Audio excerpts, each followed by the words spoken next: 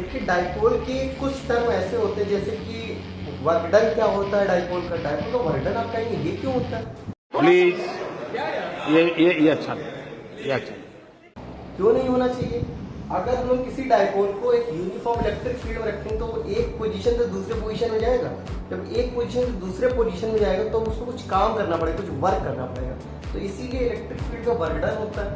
Electric field ने जब कुछ काम किया तो अपने अंदर एक एनर्जी स्टोर करी किसी दूसरी पोजीशन पहुंचकर, तो वहां पर एक पोटेंशियल एनर्जी का टर्म आता है। अब जो वहां पहुंचा तो वो स्टेबल है कि नहीं है, तो तीसरा टर्म आता है स्टेबिलिटी का। तो तीन चीजें हमको एक साथ पढ़नी पड़ती हैं, आपकी वर्क डन, पोटेंशियल एनर्जी और स्टेबिलिटी।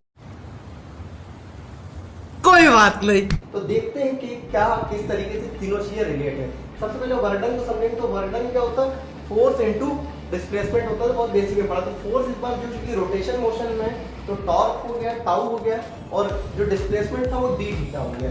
अगर हम लोग बात करते हैं कंप्लीट की तो हम दोनों तरफ इंटीग्रेशन का साइन लगा देंगे, और टाउ को हम लोग क्या लिख सकते हैं? P E sine theta.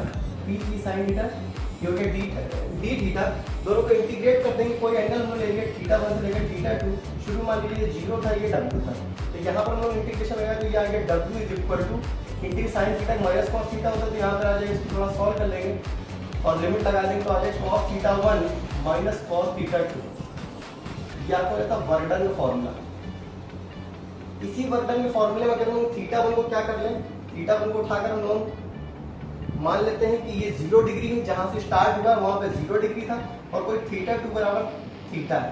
अगर ये कंडीशन अप्लाई करते हैं, ये तो करना, परेशान हो गए हम लोग।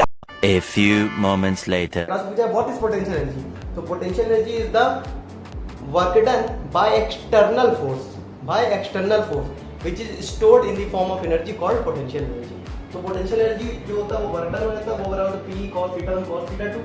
यहाँ ये कंडीशन अप्लाई करते हैं तो पोटेंशियल एनर्जी आ जाती है minus P E cos theta. इसी को हम शॉर्ट में लिखते हैं P डॉट ई, माइनस का P डॉट ई। तो ये दोनों ही डेरिवेशन यहाँ से जुड़े हुए हैं।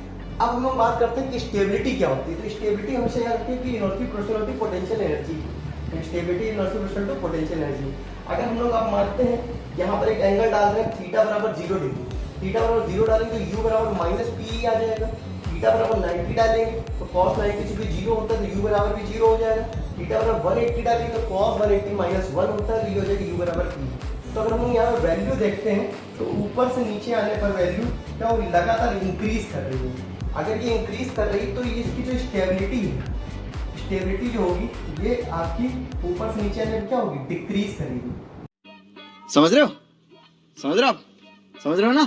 स्टेबिलिटी ऊपर से नीचे आने डिक्रीज करेगी। यही चीज हम लोग देखते हैं कि थीटा बराबर जैसे ही हम 0 डिग्री डालेंगे, थीटा बराबर जैसे 0, तो पहला जो आपका थीटा इक्वल टू 0 पर आप देख रहे हैं कि ये इधर ही इलेक्ट्रिक फील्ड भी है, यहीं पे पोटेंशियल एनर्जी, तो दोनों स्टेबल है। लेकिन जैसे थीटा बराबर 90 डिग्री हो जाता है, 90 डिग्री पे आप देख रहे हैं यहाँ पर 90 डिग्री है, तो यहाँ पर इसको एक इलेक्ट्रिक फील्ड में फोर्स लग रहा है। लेकिन हम लोगों ने क्या देखा कि इसकी वैल्यू बहुत कम है, यानी मतलब पोटेंशियल एनर्जी बहुत 0 है, तो इसकी स्टेबिलिटी जो होगी थोड़ी मैक्सिमम होगी, ठीक।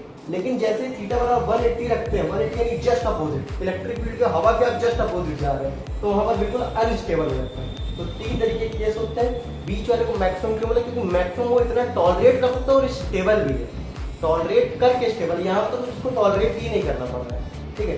ये तीन केस होते हैं स्टेबिलिटी के, जो आपको क्वेश्चन बहुत सारे पूछेंगे, वो आप बहुत हेल्प करेंगे। Thank you very much. खत्म, bye bye, tata, goodbye, गया।